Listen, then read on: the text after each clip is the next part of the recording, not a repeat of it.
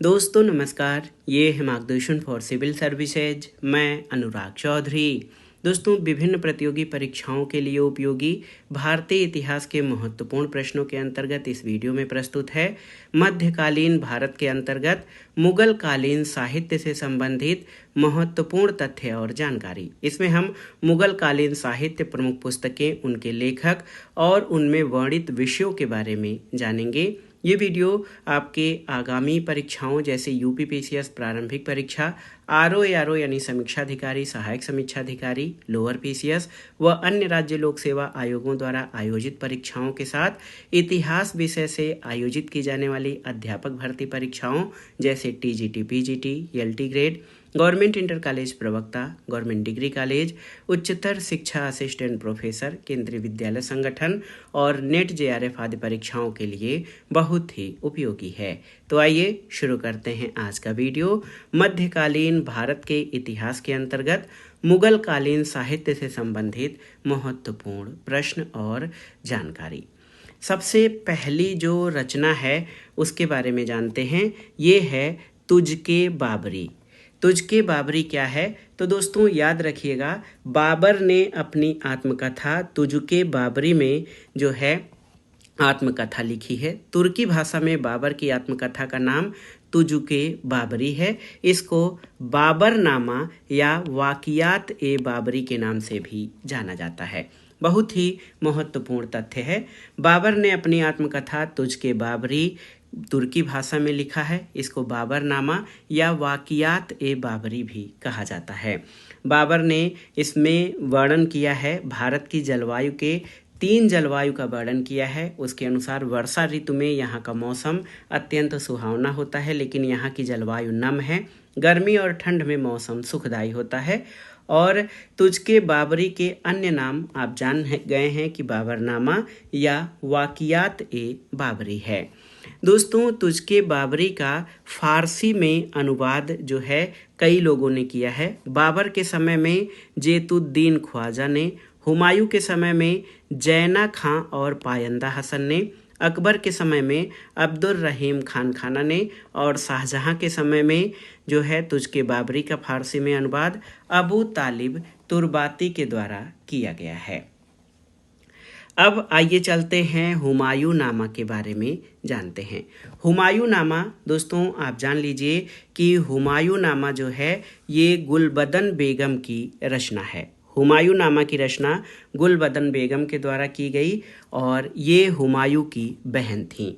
और हुमायूं नामा की रचना फारसी भाषा में की गई है और इसका रचना काल जो है वो अकबर के समय का है। और अकबर के कहने पर गुलबदन बेगम द्वारा हुमायूं नामा की रचना की गई थी।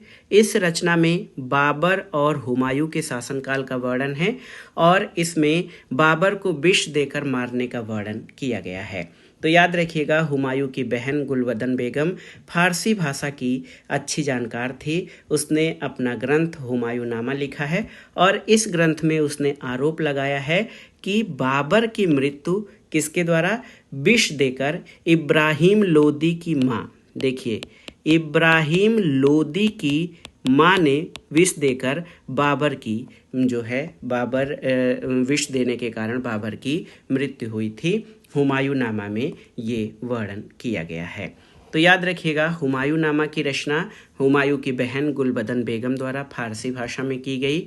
इसमें बाबर और हुमायूं के शासनकाल का वर्णन है और बाबर को विष देकर मारने का वर्णन इसमें किया गया है। एक और महत्वपूर्ण पुस्तक है तारीख़े रशीदी। इसके बारे में जानते हैं। तारीख़े रशीदी दोस्तों याद रखिएगा, मिर्ज़ा हैदर दुगलत के द्वारा इस ग्रंथ की रचना की गई थी, तारीख़े रशीदी की।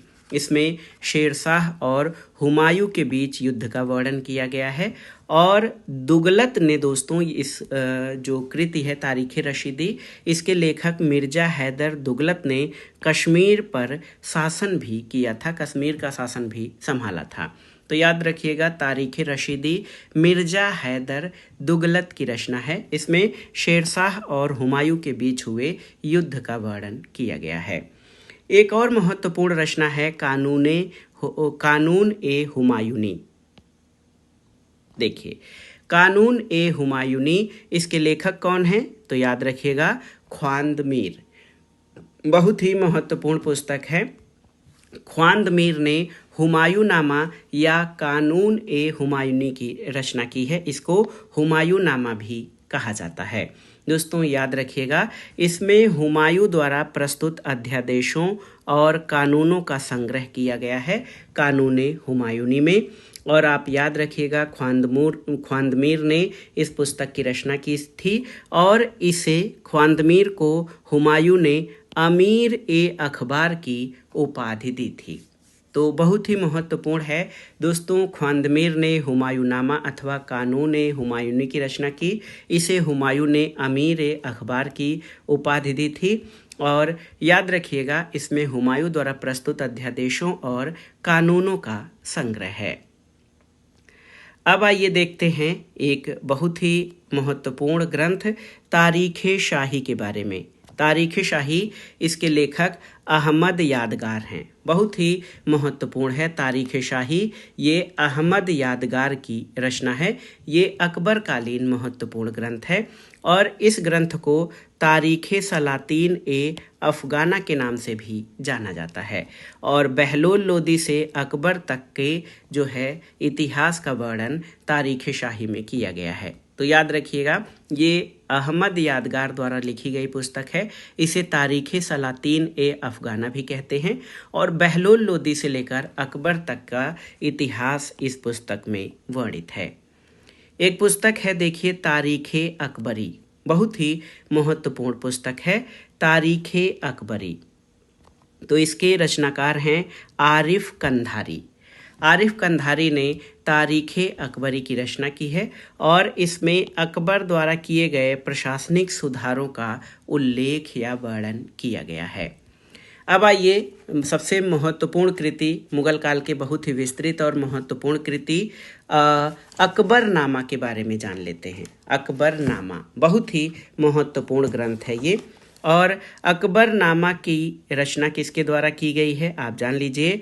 अबुल फजल ने अकबरनामा की रचना की है और ये पुस्तक 7 वर्षों में लिखी गई थी और इसे 3 भागों में लिपिबद्ध किया गया है। अकबरनामा की रचना याद रखिएगा फारसी भाषा में हुई है। पहले भाग में, अकबरनामा के पहले भाग में तैमूर से लेकर हुमायूं की मृत्यु और अकबर के प्रारंभिक जीवन का वर्णन इसमें किया गया है। दूसरे भाग में अकबर के राज्याभिषेक से लेकर शासनकाल के 46वें वर्ष का वर्णन है। और तृतीय भाग को आईने अकबरी कहा जाता है, जो कि 5 भागों में विभक्त हैं। और आईने अकबरी दोस्तों मुगल साम्राज्य की प्रशासनिक व्यवस्था और संपूर्ण साम्राज्य का अनूठा सांख्यिकी विवरण इसमें प्रस्तुत किया गया है। आईने अकबरी जो 5 भागों में है, इसमें पहले 3 में अकबर द्वारा जो प्रतिपादित शासन प्रणाली है और नियमों का उल्लेख है। चौथे भाग में भारत की जलवायु, प्राकृतिक सौंदर्य और सामाजिक सांस्कृतिक स्थिति का वर्णन है। 5वें भाग में अबुल फजल ने अपनी जीवनी और अपने और अकबर की कहावतों का उल्लेख किया है। और अकबरनामा के बारे में जान लीजिए कि फैजी ने भी अकबरनामा नाम की एक रचना की है। तो अकबरनामा, अगर अबुल फजल आते हैं तो ठीक है, अगर विकल्प में फैजी रहते हैं तो फैजी भी सही हो जाएंगे, क्योंकि अकबरनामा नाम से एक कृति की रचना फैजी के द्वारा भी की गई है। अब आइए जानते हैं तबकात ए अकबरी के बारे में।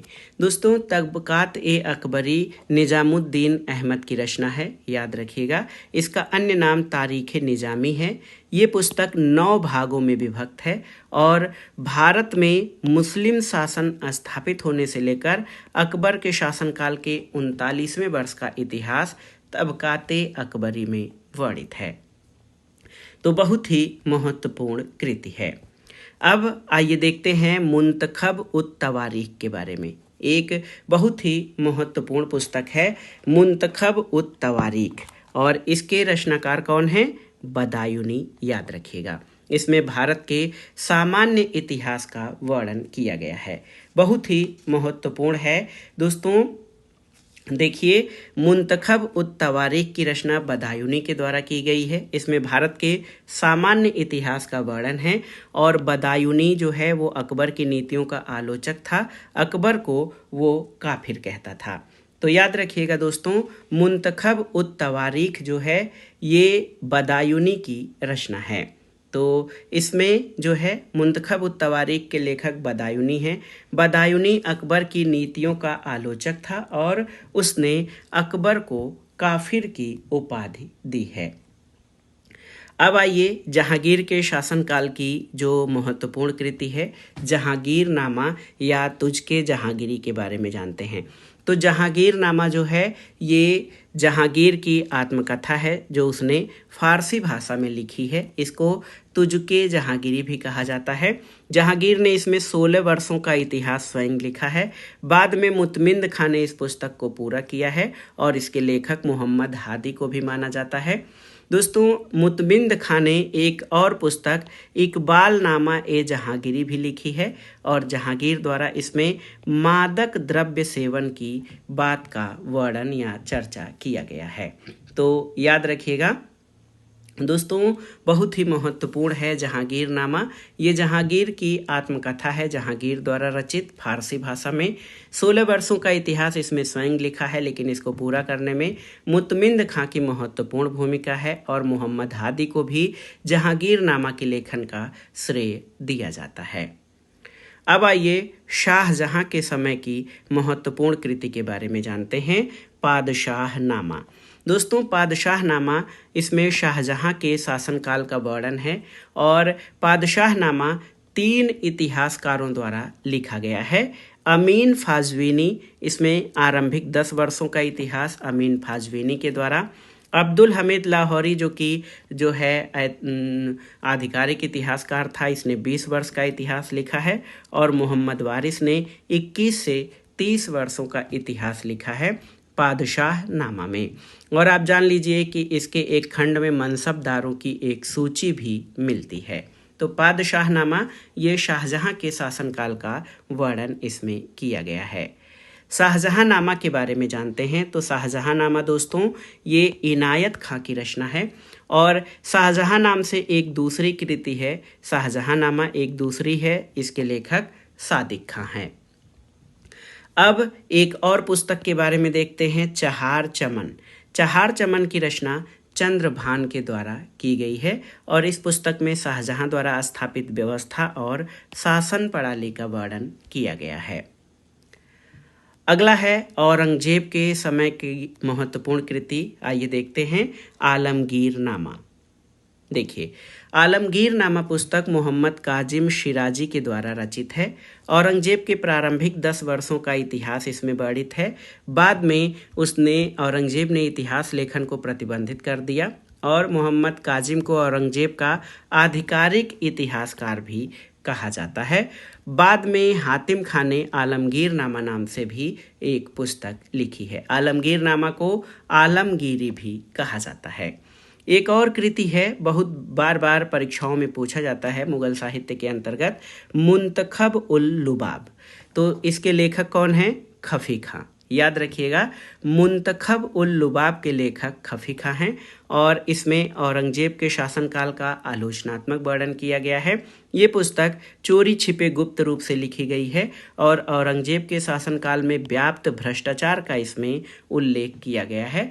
तो मुंतखब उल लुबाब खफी खां द्वारा औरंगजेब के शासनकाल के आलोचनात्मक इतिहास या आलोचनात्मक विवरण के रूप में ये पुस्तक लिखी गई है। अगली पुस्तक के बारे में देखते हैं, फुतुहात ए आलमगीरी। देखिए, फुतुहात ए आलमगीरी ये ईश्वर दास नागर द्वारा लिखित है। इस पुस्तक में औरंगजेब की विजयों का वर्णन किया गया है और औरंगजेब के शासनकाल के 34 वर्षों के इतिहास का वर्णन फुतुहात ए आलमगीरी में किया गया है।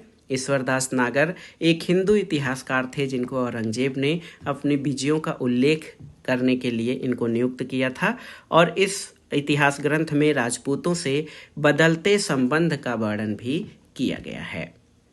अब आइए देखते हैं, फतवा ए आलमगीरी। फतवा ए आलमगीरी ये शेख निज़ाम की अध्यक्षता में 6 विद्वानों द्वारा लिखा गया इतिहास ग्रंथ है और ये बहुत ही महत्वपूर्ण है। इसमें इस्लामिक कानून और प्रशासनिक नियमों का संग्रह किया गया है और फतवा ए आलमगीरी को मुस्लिम विधि का सबसे बड़ा डाइजेस्ट कहा जाता है। अंत में आइए देखते हैं एक महत्वपूर्ण इतिहास ग्रंथ नुस्खा ए दिलकुशा के बारे में। तो नुस्खा ए दिलकुशा ये भीमसेन के द्वारा लिखा गया है। इसमें मुगल मराठा संघर्ष का वर्णन किया गया है और आप जान लीजिए इसमें मुगलों की सेवा में दक्कन सामंतों की उपस्थिति को सामान्य बताया गया है। भीमसेन जो नुस्खा ए दिलकुशा के लेखक हैं, ये पहले मुगलों की सेवा में थे, बाद में ये बुंदेलों की सेवा में चले गए थे। तो दोस्तों ये था आज का वीडियो मुगल कालीन साहित्य। इसमें हमने परीक्षाओं की दृष्टि से महत्वपूर्ण साहित्यिक कृतियाँ, उनके लेखक किस भाषा में लिखे गए हैं और उनका प्रतिपाद्य विषय क्या है, इसके बारे में महत्वपूर्ण जानकारी को संक्षेप में प्रस्तुत किया है। ये वीडियो इतिहास विषय से आयोजित अध्यापक भर्ती परीक्षाओं के साथ विभिन्न प्रतियोगी परीक्षाओं के सामान्य ज्ञान और सामान्य अध्ययन के भारतीय इतिहास खंड के लिए बहुत ही उपयोगी है। आप इनको अच्छे से तैयार कर लीजिएगा। दोस्तों वीडियो आपको कैसा लगा हमें कमेंट बॉक्स में ज़रूर बताइएगा। वीडियो को लाइक करें, शेयर करें और इस चैनल मार्गदर्शन फॉर सिविल सर्विसेज को सब्सक्राइब करें। वीडियो देखने के लिए धन्यवाद। नमस्कार।